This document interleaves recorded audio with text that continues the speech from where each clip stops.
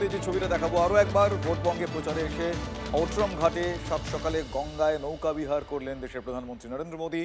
Social মিডিয়ায় সেই ছবি পোস্ট করে তিনি লিখেছেন, প্রত্যেক বাঙালির মনে গঙ্গা এক বিশেষ স্থান অধিকার করে আছে। বাংলার আত্মার মধ্যে দিয়ে গঙ্গা প্রবাহিত হয়। গঙ্গার পবিত্র ধারা সভ্যতার শাশ্বত চেতনা বহন করে। বাংলার উন্নয়ন ও বাঙালির সমৃদ্ধিতে আমরা প্রতিশ্রুতিবদ্ধ।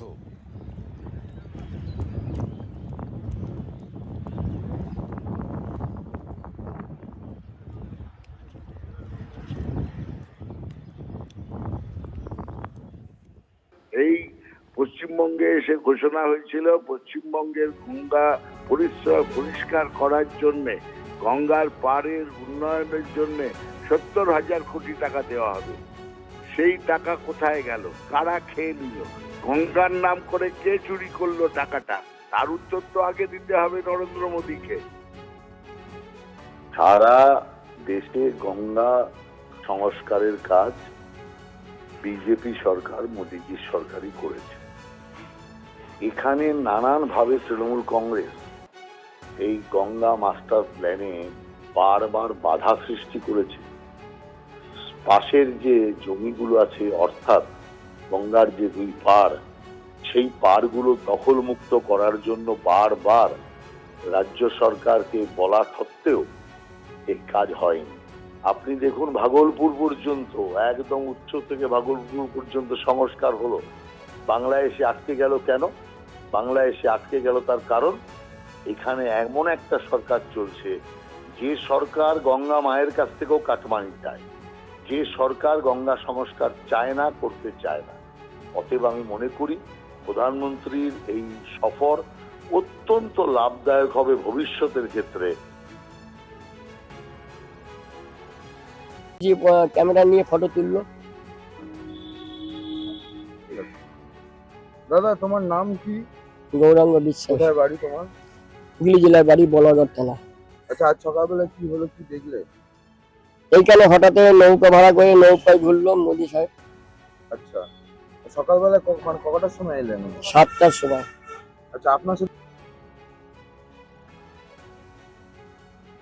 প্রথম দফায় রেকর্ড ভোটের পর বাংলার ভোটারদের অভিনন্দন জানালেন অমিত শাহ। বাংলার ইতিহাসে অন্যতম শান্তিপূর্ণ এবং সুরক্ষিত ভোট গ্রহণ হয়েছে। নির্বাচন কমিশন, কেন্দ্রীয় বাহিনীকে ধন্যবাদ জানিয়েছেন অমিত শাহ। আমাদের পশ্চিমবঙ্গ পুলিশের প্রতিও কৃতজ্ঞতা এবং অভিনন্দন, এমনটা লিখেছেন অমিত শাহ। এটি বাংলায় সুশাসনের এক নতুন যুগের সূচনার স্পষ্ট পূর্বাভাস সোশ্যাল মিডিয়ায় পোস্ট করেছেন কেন্দ্রীয় স্বরাষ্ট্রমন্ত্রী। অনেক মনে আশা নিয়ে এসছেন, তাই বলছেন আমাদের পশ্চিমবঙ্গ 4 তারিখ পর্যন্ত এইসব নাটক চলবে, 4 মে পর্যন্ত এইসব নাটক চলবে। আশায় বাঁচে চাষা বলে, আমাদের গ্রাম্য ভাষায় বলা হয়। এখন অমিত শাহরা ওই জন্যে প্রত্যেকদিন টুইট, প্রত্যেকদিন বক্তব্য হই হই করে একদিকে ভয় দেখাচ্ছেন, উল্টা কে লটকা কে বিচার করুঙ্গা, হিসাব লুঙ্গা, মানুষকে ভয় দেখাচ্ছেন। আর অন্যদিকে আমার বাংলা বলছেন। সামনে 29 তারিখে ফাইনাল, বিজেপির কফিনে ফাইনাল পেরেকটাও পুঁতে দেবে বাংলার মানুষ। ধমকে লাভ নেই, তৃণমূলকে হারাতে পারে না। আজকেই জিতে বসে আছি, এরপর দুর্মুষ করব বিজেপিকে, ঠিক এভাবেই হুঁশিয়ারি দিয়েছেন মমতা বন্দ্যোপাধ্যায়। সবাইকে ধমকায়, এবার সকাল থেকে বলতে শুরু করবে বিজেপি জিতছে জিতছে, আমাদের কর্মীদের মনোবল হারাবার জন্য মানুষের হারতে পারে না তৃণমূল।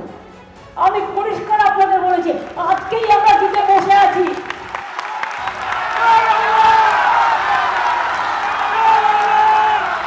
এরপরে দুর্মুষ, কত দুর্মুষ!